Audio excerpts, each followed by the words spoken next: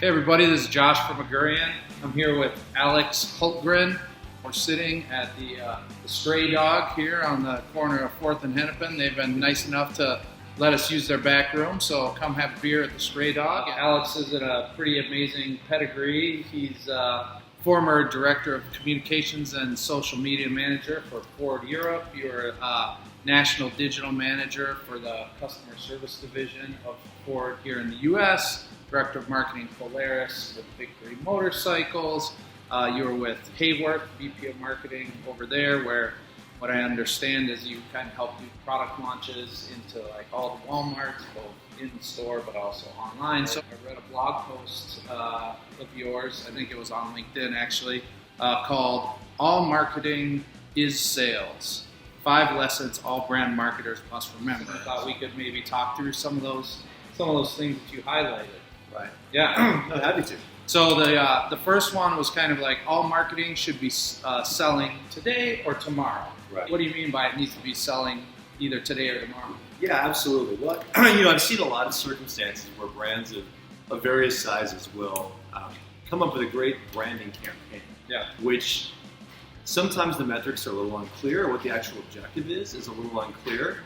And ultimately, not everything you do has to be direct response about selling something today. But right. If the money you're putting into your brand, even if it's an awareness campaign, isn't going to eventually lead someone down the path to buy your product, right. It's not money well spent. Yeah. If you guys remember the Pepsi Refresh project on social media, they put a lot of money into people coming up with ideas for local organizations to, Pepsi was going to invest in local communities. Yeah. It generated a lot of brand love. Right. But when they went back and looked at all the data, it didn't actually sell anything Pepsi. So, right. It's great if someone loves your brand, but ultimately, if that money can be spent on something that was driving more sales eventually, right. It's probably money well spent. And you should be able to do both, right? It's not like it's a either or. You either build awareness and love for the brand, or you drive sales. There should be kind of this sticky piece that you can find in the middle, where not only are people like, oh, that's really cool, but it's also like, that's so cool, I want to go buy it. Absolutely. Yeah. Because at the end of the day, too, the purchase decision is still an emotional decision. Right. Most people will make an emotional decision, then they'll use all the facts and figures and logic to reinforce and kind of, validate what they just did. Yeah. But ultimately, you got to connect on an emotional level. So, right. Don't misunderstand. Branding work and awareness work is very critical. You need to be making an emotional reaction from your customer in your work. Because if you're not, then it falls flat. And I think we've both seen a lot of advertising out there that you either go, what was that? Yeah. or just doesn't seem to be effective, so it didn't move you to buy it.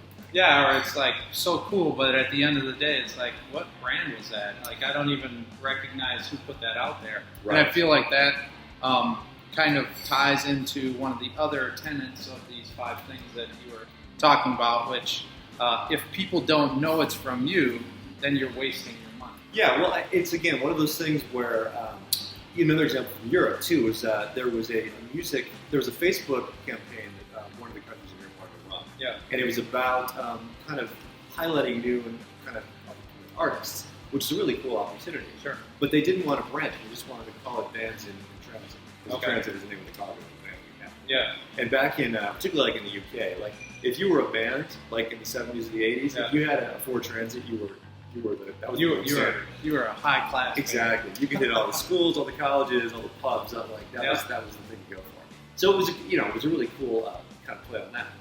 The challenge was it didn't have any branding at all on Facebook page. So it wasn't at all clear, other than the fact that there was a transit van in it, that Ford was paying for the content. Sure. So in terms of wanting to put content out there that was going to really attract a younger consumer that would really value the content, fantastic idea. But the fact that then they just kind of dropped the ball and didn't actually carry it through and say, we were just brought to you by Ford, even loosely branded or sponsored by Ford. Yeah, just right at the end. Exactly. Just in passing. Exactly. Because, everyone, in this day and age, everyone wants everything for free, but most people also know someone's got to pay for this stuff, right? Yeah. To not get credit for what you're doing is just not a good use of money. Yeah, for sure. Which kind of also ties into this idea of having some sort of a call to action. So this was another one of the tenets that I thought was really interesting. And I've seen, like, when we've taken over campaigns and accounts where we get a lot of the biggest wins is when we're pitching kind of conversion rate optimization and saying, hey, let's think about what is that meaningful thing that we're asking a website visitor to do, right? What is that conversion point? And is that really what their first next step should be? And we kind of question that. And so that's where sometimes we see some of our biggest wins is when we're thinking about like calls to action. And I would argue that, just putting at the end, like, hey, this was brought to you by Ford is in a way a very subtle call to action. At least it's like making that association. So talk a little bit about this idea of concluding with the call to action.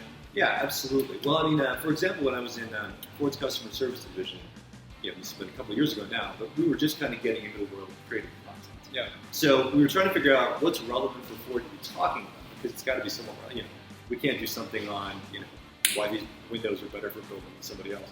Right? That wouldn't be authentic for us, right?